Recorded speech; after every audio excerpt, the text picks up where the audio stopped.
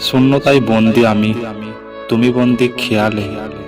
ভাষাগুলো আটকে আছে নীরবতার দেয়ালে।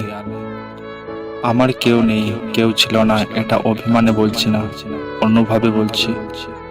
যারা এসেছিল আমার জীবনে তারাই আমাকে আলো ভেবে পথ চিনে বাড়ি ফিরে গেছে।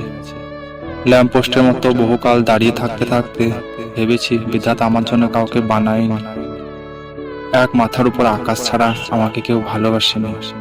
প্রচন্ড তৃষ্ণায় কথা বলার জন্য যখন প্রিয় মানুষটাকে খুঁজেছি, তখন হাতড়ে দেখতাম শুনশান নীরবতায় একটা মাথার উপর চাঁদ দাঁড়িয়ে, তাও অন্যের আলোয় আলোকিত।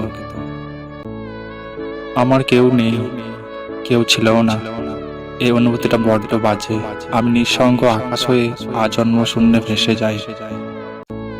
কেউ বুঝতে পারে না যে সবার চোখের আড়ালে কেন মানুষটা সবসময় নিজেকে আড়াল করে রাখে। কারণ তার কাউকে এখন বিশ্বাস করতেও ভয় হয়।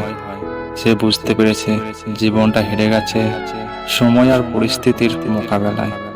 শুধু থেকে গেছে এক রাশ নীরব মানসিক যন্ত্রণা।